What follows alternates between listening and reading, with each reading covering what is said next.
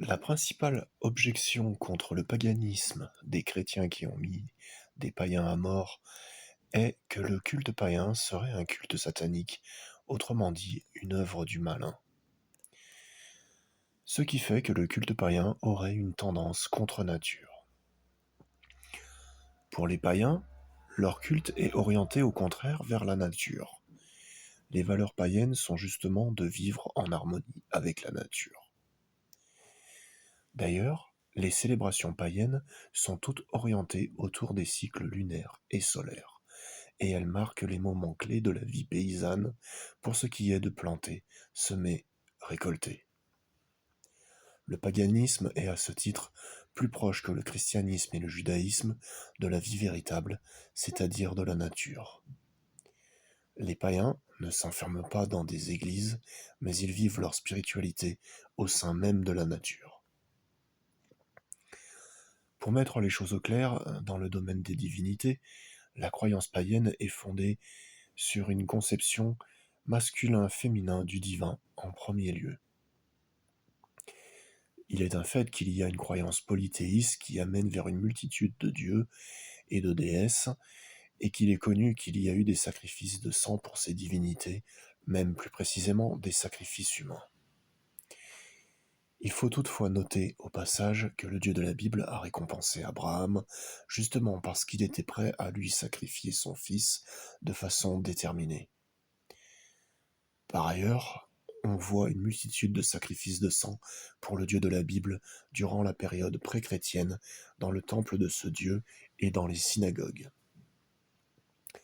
Ce Dieu est toujours en train de menacer les gens qu'ils vont boire le vin de sa colère, aller en enfer ou être détruits à Armageddon. Ce Dieu n'est donc pas différent des dieux païens.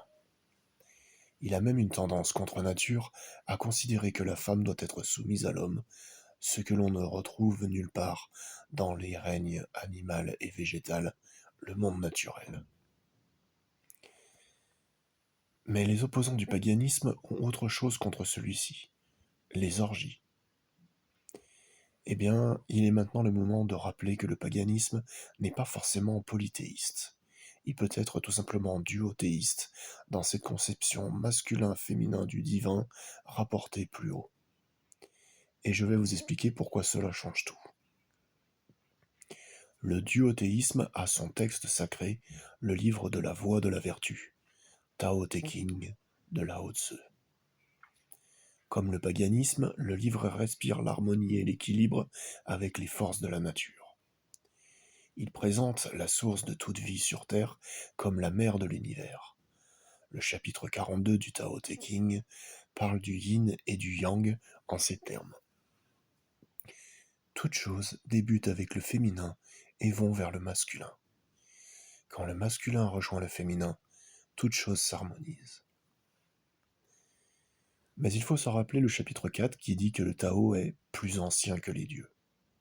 Ce qui exclut les orgies païennes en rapport avec les dieux et rapporte uniquement à un couple comme deux âmes sœurs en rapport avec la mère de l'univers, chapitre 25, et le père de l'univers, chapitres 34 et 42.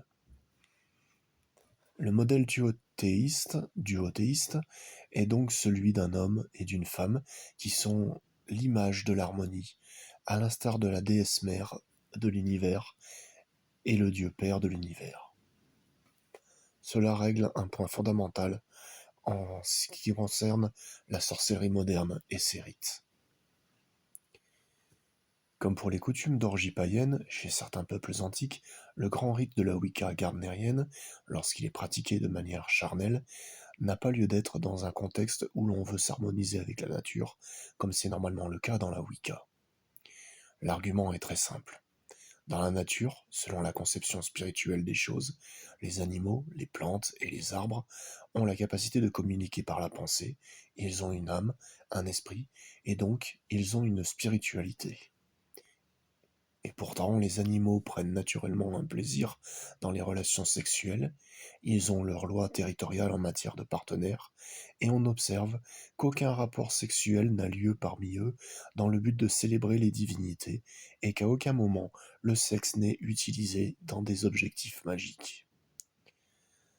Dans la Wicca, Et chez les païens, de manière fondamentale, on cherche l'harmonie au sein du monde naturel. C'est le propre du paganisme, à l'instar du taoïsme. Si les coutumes de l'époque des druides ne nous sont pas parvenues intactes, on peut garder à l'esprit qu'un texte écrit au VIe siècle avant notre ère reflète la conception duothéiste originelle, et que parmi les Celtes, il y avait sûrement des païens duothéistes tout autant que des païens polythéistes.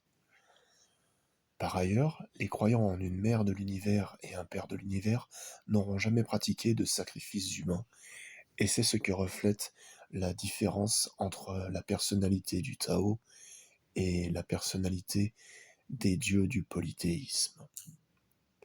Voir le Tao Te Ching de Lao Tse.